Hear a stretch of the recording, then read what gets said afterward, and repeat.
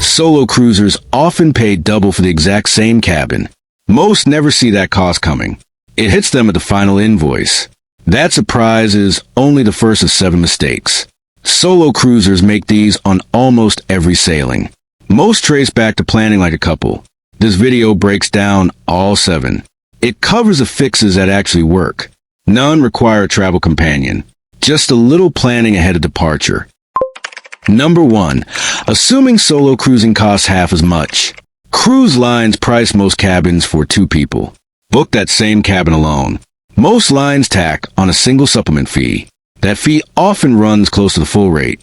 Sometimes it runs even higher. A great per-person price can mislead you. It can end up costing nearly double alone. Check the total solo price first. Don't compare it to the advertised per-person rate. That number almost never reflects what you'll pay. Some lines calculate the fee as a flat percentage. Others use a fixed dollar amount instead. Others simply charge the full second guest fare. Neither method gets advertised clearly. It's rarely shown on the main booking page. Call the cruise line directly. Ask for the real solo number. Use the online quote tool instead. Enter one passenger specifically to see the truth. That real number should be your comparison point. Everything else is just marketing. 2 travelers can book the same sailing. They can end up paying wildly different rates. The fee alone explains most of that gap. Number 2. Booking without checking for a solo cabin category. Several major lines offer dedicated solo cabins. These cabins run smaller. Most solo travelers say the trade is worth it. They skip the single supplement fee entirely. Norwegian runs solo studio cabins as one example. Those cabins include their own private lounge area. Book a standard double cabin instead. You pay for space built for 2. Search your cruise line's website for solo categories. Do this before booking anything else. That search alone can save hundreds of dollars. Not every ship in a fleet carries these cabins. The specific ship matters as much as the line. Confirm availability on your exact sailing first. Don't assume every ship offers the same layout. Fleet-wide amenities rarely match ship by ship. A travel agent can confirm this fast. They book cruises regularly and know the details. That one phone call saves an hour of scrolling. It beats searching cabin categories that don't apply. Agents often know exact ship layouts by heart. Number 3. Skipping the solo traveler meetup.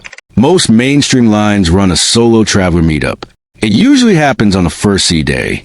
That event is the easiest way to meet people. Skip it. You're left finding others by chance. That takes the rest of the week to fix. The meetup shows up in the daily planner. Look for singles mixer or solo travelers meetup. Attend even briefly. Even 10 minutes makes a real difference. You'll walk away with names and cabin numbers. Dinner plans often come out of it too.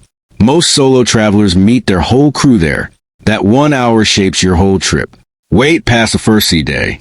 The group has often already formed without you. Show up on day 1 instead. Even a few minutes get you inside that group. Some ships also run a group chat sign up.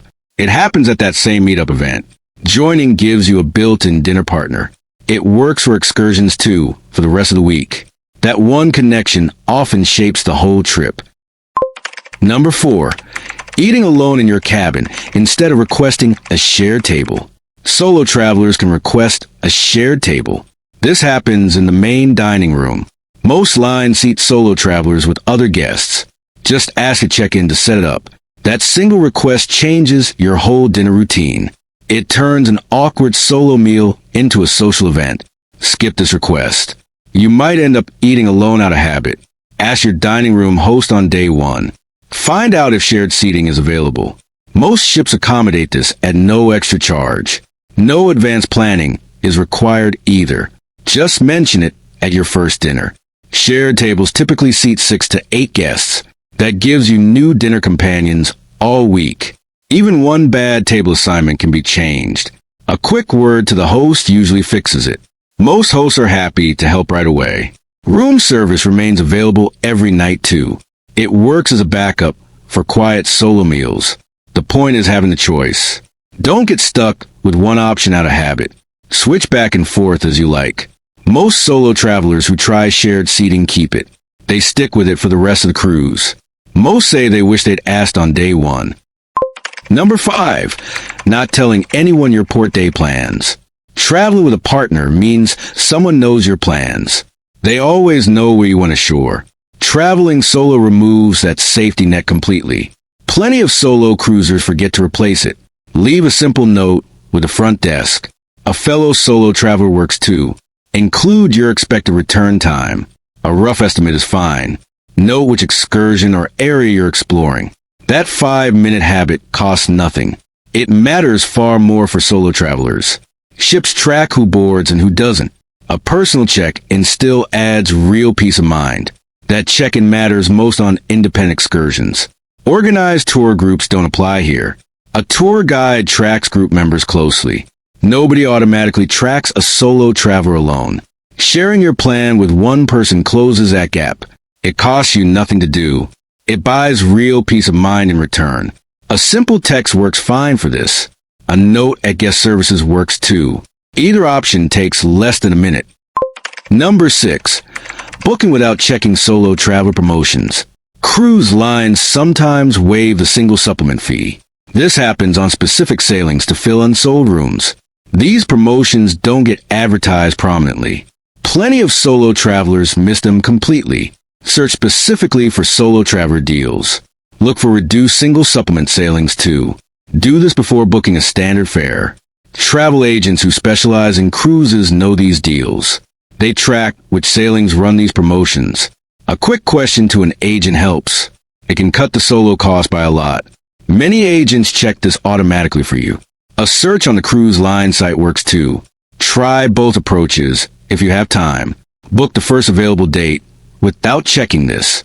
Overpaying is exactly how most solo travelers end up. Repositioning cruises run these promotions more often. Shoulder season sailings do too. Keep an eye on both if your schedule allows. Flexibility on travel dates helps a lot here. It gives you far more access to reduced fares. Sign up for the cruise line's email list. These deals often surface there first. That sign-up costs nothing at all. It can flag a promotion months ahead. Worth doing even if you're not ready to book. Set a calendar reminder if your dates stay flexible. Check back every few weeks leading up to booking. Number 7. Forgetting travel insurance made for solo travelers. Standard cruise insurance often assumes a companion is present. That companion helps during an emergency situation. Solo travelers benefit from different coverage. Look for policies covering solo emergency assistance. Medical evacuation coordination matters here too. Read the policy details closely. Don't assume basic travel insurance covers you the same way. Some policies include a dedicated emergency assistance line. It's built specifically for travelers without a companion. That detail matters more with nobody else in the cabin. There's no one to call for you in a crisis. Compare a few solo-specific policies first. Do this before your final payment date. Don't just grab the cheapest basic option. Look for solo travel coverage in the plan details. That single line often separates a good plan. It stands apart from a generic one. Don't skip past that section while comparing quotes. Emergency medical evacuation coverage matters even more solo. There's no companion to coordinate care for you. Read that section carefully. Don't skim past it while comparing prices. A slightly higher premium buys real peace of mind. That trade is worth it for most solo travelers. Solo cruising can be a rewarding way to travel. It works out that way once you plan ahead. Check the real solo price first. Search for a dedicated solo cabin category. Show up to that first day meetup. Request a shared table if you want company. Leave a simple port day note too. These habits protect both your budget and your safety. None of these fixes take more than a few minutes. Every single one changes how the trip feels. Drop your own solo cruising tip in the comments below. Share a workaround if you found one not covered here. Share this with anyone sailing alone for the first time. Solo travel already comes with enough unknowns. Pricing shouldn't be one of them. A little research before booking helps a lot. It turns most surprises into simple non-issues. A little effort now saves a lot of stress later. They barely register once you're on board. That's the whole point of doing this research now. There's far less patience for it once you're already there. Plan for it now. The whole trip runs easier from the first night. A little planning changes the entire feel of the week.